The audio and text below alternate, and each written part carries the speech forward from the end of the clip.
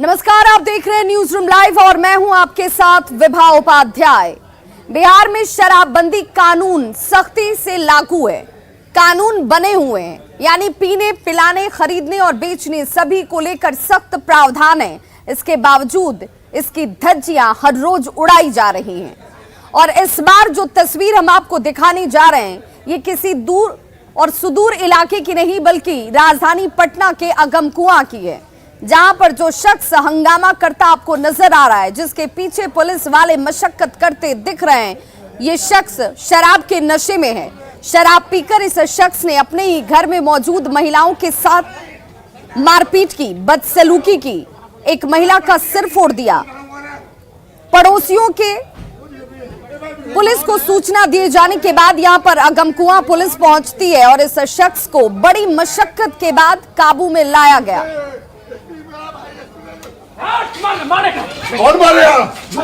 अरे दरोगा! दरोगा! तू मत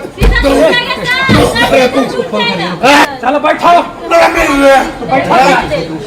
अरे इस पे हाथ उठा रहा है, समझ रहा है? अब तक आयो जरा पार्टी है, इस चीज को उठाऊंगा ना। चल तू ये कौन है? ये कौन है? तो ये वो शख्स है जो शराब के नशे में धुत है और शराब के नशे में ये पुलिस वाले को ही उसकी औकात बता रहा है। हमारे सहयोगी संजय इस वक्त ज्यादा जानकारी के साथ फोन लाइन पर हमारे साथ जुड़ गए हैं। संजय, जिस शराबबंदी को लेकर कई दौर की समीक्षात्मक बैठक हुई, कई प्रावधान बनाए गए, कई बार इसमें संशोधन हुआ, कई हिदायतें दी गई, ऊपर से लेकर नीचे के अधिकारियों की जिम्मेदारी तय कर दी गई, लेकिन राजधानी पटना में ही शराब मिल रही है, शराब पी जा रही है और शराब पीकर तमाशा हो रहा है। विभा, आप पटना ही की बात क्यों कर रही हैं? पूरे बिहार की स्थिति देख लीजिए, कहाँ नहीं आए दिन शराबबंदी कानून की धज्जियां उड़ रही हैं। और सबसे बड़ी बात यह है कि राजधानी पटना, ये बात सही है कि समीक्षा के दौरान यह बात पाई गई थी, सबसे ज्यादा पटना में होम डिलीवरी होती है, सबसे ज्यादा बिक्री होती है और इसको लेकर खास तौर पर इंस्ट्रक्शन सीएम की तरफ से दिए गए थे। कल भी लॉ एंड ऑर्डर को लेकर सीएम ने रिव्यू किया था और इसमें शराबबंदी कानून, जो सोर्स है वो बता रहे कि शराबबंदी कानून को लेकर भी चर्चा हुई थी, क्योंकि डीजीपी भी मौजूद थे और कहा गया था कि इस पर भी ध्यान रखने की जरूरत है। और उसी रात में देखिए, ये राजधानी पटना की तस्वीर अगमकुआं इलाके की, कि एक मकान में बैठकर दो शराबी शराब पिए और उसके बाद बगल की महिलाओं के साथ किस तरीके से इन्होंने दुर्व्यवहार किया, सर फोड़ दिया। हैरानी होती है। और ये बात सही है कि बिहार में कहा जाता है कि शराब कहीं दिखती नहीं है लेकिन मिलती सब जगह। ये पटना की तस्वीर है और ये तस्वीर अपने आप में बहुत कुछ बयां कर रही है। अफसरों को देखना चाहिए और उनको सबक लेनी चाहिए कि किस तरीके से शराबबंदी कानून को प्रभावी बनाएंगे, वो भी राजधानी पटना में, जहां तमाम तरह के इंस्ट्रक्शन डीजीपी लेवल के ऑफिसर दे रहे हैं। और यहाँ की ये तस्वीर 100 सवाल खड़ी करते हुए नजर आती है। बीच सड़क पर हंगामा और खुद पुलिसकर्मी इसकी फजीहत झेल रहे हैं। आप देखिए, जो शराबी है, कैसे पुलिसकर्मी जब दारोगा जी पहुंचते हैं तो उनके साथ वो बदसलूकी करता है। तो देखना होगा पुलिस महकमे को, पुलिस महकमे में बैठे अधिकारियों को कि किस तरीके से वो इस कानून को सख्ती से इम्प्लीमेंट करवाएं, ताकि एक स्वच्छ छवि उनकी भी बने और बेहतर मैसेज भी जाए। जी बिल्कुल, बहुत जरूरी है इस वक्त। और सीधे सवाल ये कि आखिर शराब कैसे पहुंच रही है और जब पहुंच रही है तो फिर कैसे पहुंचती है? जिन सीमाओं के ऊपर इतनी पाबंदियों की बात की जा रही है, क्या वहां पर तैनात अधिकारी अपनी ड्यूटी ईमानदारी से नहीं निभा रहे? ये भी एक बड़ा सवाल। बहुत बहुत शुक्रिया संजय तमाम जानकारी के लिए। सरकार बालू के अवैध खनन को रोकने के लिए तमाम दावे करती है, तमाम इंतजामों की बातें कही जाती हैं, लेकिन एक वीडियो जो सोशल मीडिया पर तेजी से वायरल हो रहा है, वो इन दावों की पोल खोल रहा है। बालू के अवैध खनन का ये वीडियो, हालांकि न्यूज 18 इस वीडियो की पुष्टि नहीं करता, लेकिन इन तस्वीरों में जो दिख रहा है, जहां सरे शाम खुले आम बालू का उत्खनन किया जा रहा है, सोन नदी से बालू का उठाव नाव के जरिए किया जाता है और उसे आसपास के इलाकों में बेचा जा रहा है। और ये सब कुछ दिन के उजाले में भी होता है, लेकिन इसके बावजूद प्रशासन को जानकारी नहीं होती या जानबूझकर प्रशासन इसे देखना नहीं चाहती। बालू खनन रोकने के निर्देश यहां पर सीधे तौर पर फेल होते हुए नजर आ रहे हैं। इस वक्त जो टीवी स्क्रीन पर आपके सामने वो वीडियो वायरल है, हालांकि न्यूज 18 इस वायरल वीडियो की पुष्टि नहीं करता।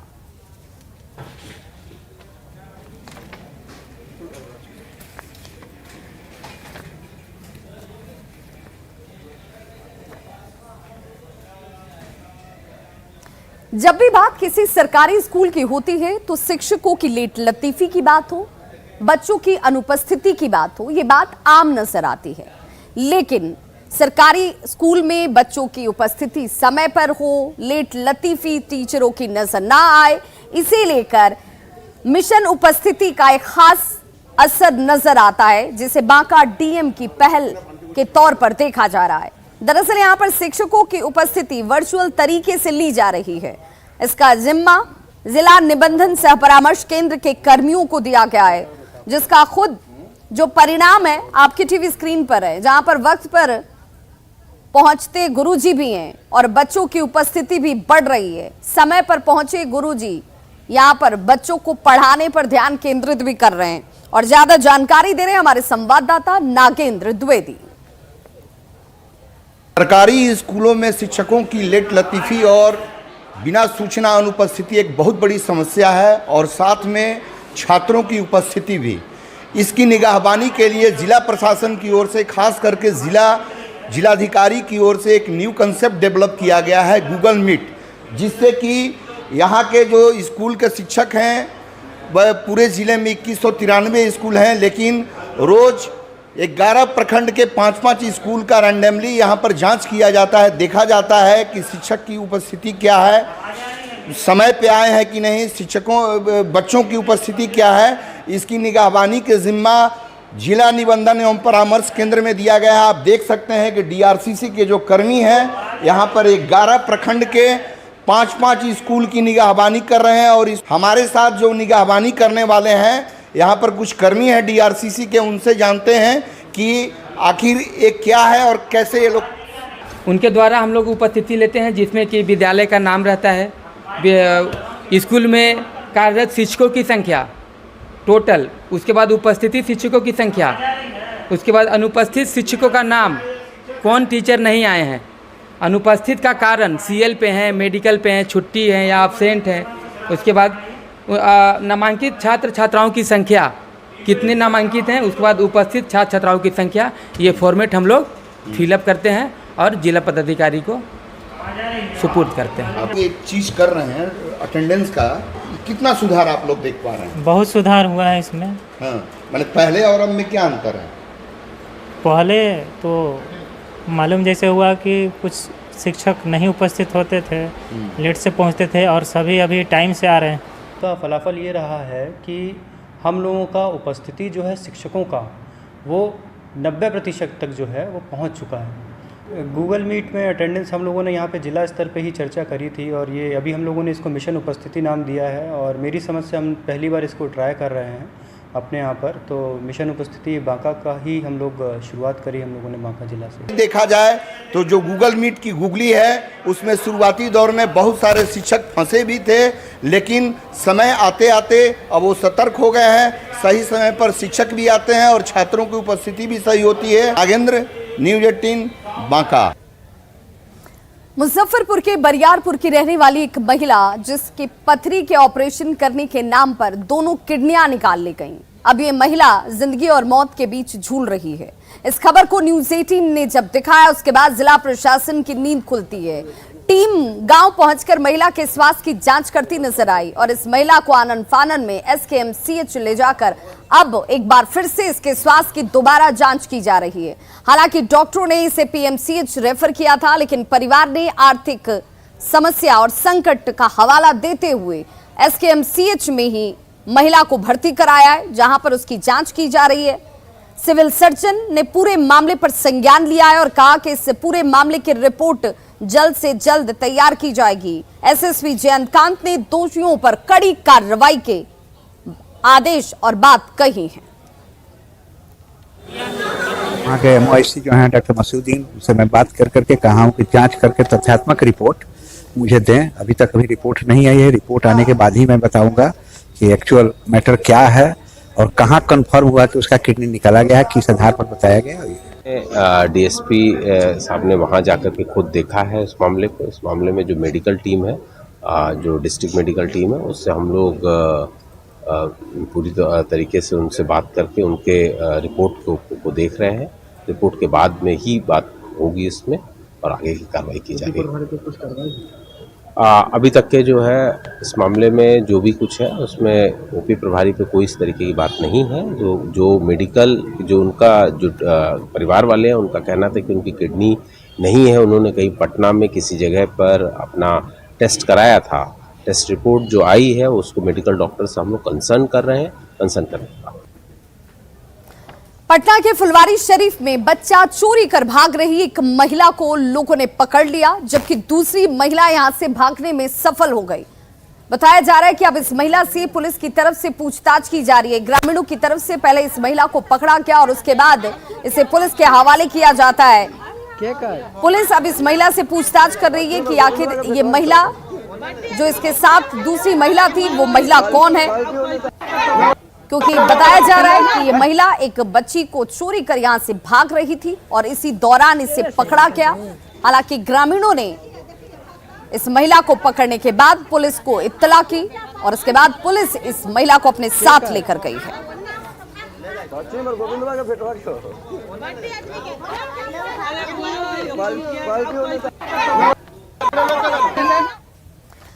बात पितृपक्ष मेले की, जिसकी शुरुआत हो चुकी है और अब लोग अपने पितरों की मुक्ति के लिए पिंडदान करते नजर आ रहे हैं। गया के फल्गु नदी के तट पर, जहां पर इस बार खास तरीके से इंतजाम किया गया है।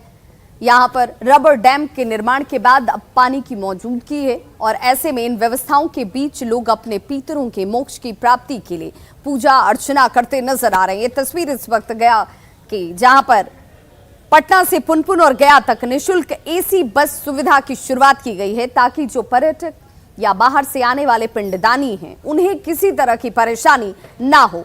पटना आर ब्लॉक पर्यटन निगम ने सुबह 6:30 बजे से बस यहां से खुलेगी जो गया जा रही है और शाम वापस गया से पटना ये बसें पहुंच रही हैं। इस सुविधा से पिंडदान करने वाले लोग बेहद खुश हैं। विभाग के प्रचार प्रसार की कमी की वजह से हालांकि लोगों को इसकी जानकारी नहीं है। जानकारी को लेकर अभियान चलाने की जरूरत है, ताकि जो लोग यहां पर 17 दिनों तक अपने पितरों की मुक्ति के लिए, मोक्ष के लिए पूजा अर्चना करते नजर आएंगे, उन्हें इसकी जानकारी होनी चाहिए। ज्यादा जानकारी दे रहे हैं हमारे सहयोगी रवि एस नारायण। पितृपक्ष मेले की शुरुआत हो चुकी है और पुनपुन और गया जी में पितृपक्ष जो मेला है वहां पे लोग पूरे न सिर्फ देश भर से बल्कि विदेशों से भी पहुंचने लगे हैं। यहाँ कोई भी अगर पिंडदान करने के लिए अगर गया जाना चाहता है, पुनपुन जाना चाहता है, तो उसमें पैसे नहीं खर्च होंगे। और चलिए हम आपको दिखाते हैं कि ये बस सेवा कैसे दी जा रही है और लोग जो हैं वो कितने उत्साहित हैं इसे लेकर के। पहले तो कि जो चल रहे हैं आप चलते रहिए। ये बताइए कि यहाँ से कितने बजे खुलती है? 6:30 बजे से। 6:30 बजे जी सुबह में। और गया कितने बजे पहुँचती है? गया पहुँच जाती है 11 बजे लगभग। 11 बजे तक। तो इसके लिए पैसे भी लेते हैं? नहीं सर, बिल्कुल निःशुल्क है। बिल्कुल। लेकिन जो यहाँ पे हैं उनसे हम जानेंगे। माता जी कहाँ जा रही हैं? गया पिंडदान करने। हाँ हाँ। अच्छा, तो ये आपको पता था कि यहाँ से फ्री सेवा मिल रही है? हाँ हाँ पता था। ये कितनी सुविधा कैसी लग रही है? ये बहुत अच्छी। हाँ। बहुत अच्छी सुविधा लग रही है। एसी बस है, फ्री जाना आना है, फ्री आना जाना है। हाँ, इससे अच्छा क्या होगा। हाँ, ऐसे पिंडदान करने के लिए कितनी परेशानी उठानी पड़ती है? हाँ बहुत। देखिए, और आप सर आप कहाँ जा रहे हैं? आप भी वहीं गया जा रहे हैं? गया पिंडदान के लिए? पिंडदान के लिए जी हाँ। पुनपुन पहले करेंगे उसके बाद गया में। अच्छा, तो ये बस पहले पुनपुन जाएगी उसके बाद गया? वहाँ ये टाइम देती है पूजा करने के लिए, फिर गया में पिंडदान करने के लिए ये टाइम देती है पर्याप्त 4 घंटे 4.5 घंटे की। जो भी पिंडदान करने के लिए लोग यहाँ से जा रहे हैं, गया या पुनपुन जा रहे हैं, वो लग्जरियस बस जो है एसी बस सरकार यहाँ से दे रही है और 6:30 बजे सुबह खुलेगी पटना आर ब्लॉक के जो पर्यटन निगम का जो कार्यालय है वहाँ से, और शाम 6:30 बजे गया से। लेकिन प्रचार प्रसार कम होने से अभी तक लोग ज़्यादा यहाँ पे नहीं पहुँचे हैं। ज़रूरत इस बात की है कि इसका थोड़ा प्रचार प्रसार तेज़ी से किया जाए ताकि ज़्यादा से ज़्यादा लोग इसकी सुविधा उठा सकें। कैमरा पर्सन दीपक के साथ रवि एस नारायण, न्यूज़ 18 पटना। और अब बात एक पोस्टर की, जिस पोस्टर पर अब सियासत शुरू हो गई है। हालांकि ये सियासत लखनऊ में लगे उस पोस्टर पर शुरू हुई जिसे सपा कार्यालय के बाहर लगाया गया है। नीतीश कुमार और अखिलेश यादव इस पोस्टर में नजर आते हैं।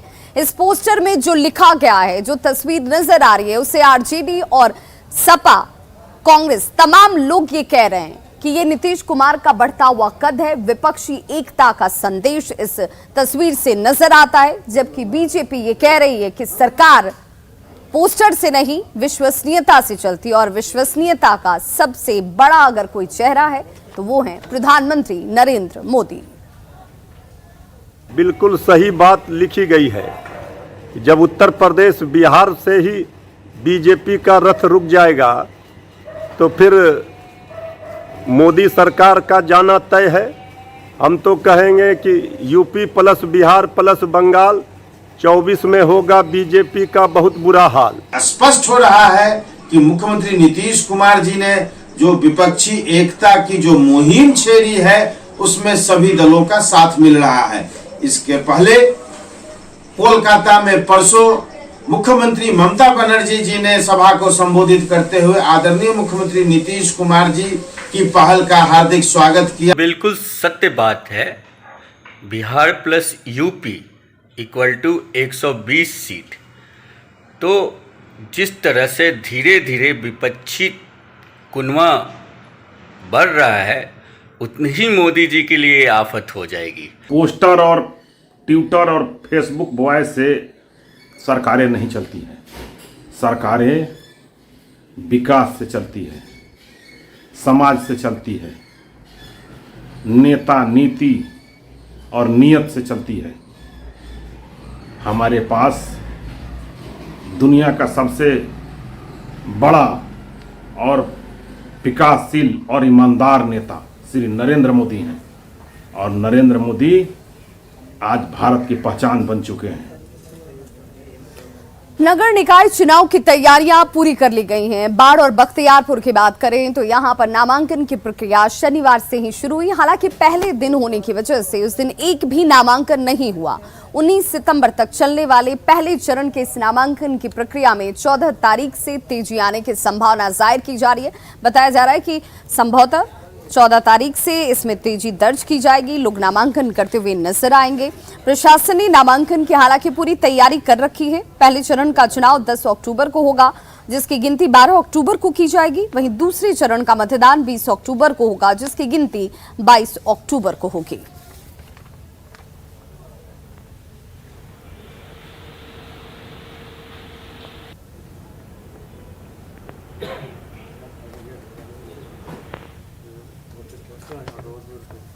तो खबरों का सिलसिला लगातार जारी है। आप देखते रहिए न्यूज़ 18 बिहार झारखंड। यहां खबरों का सिलसिला कभी नहीं थमता।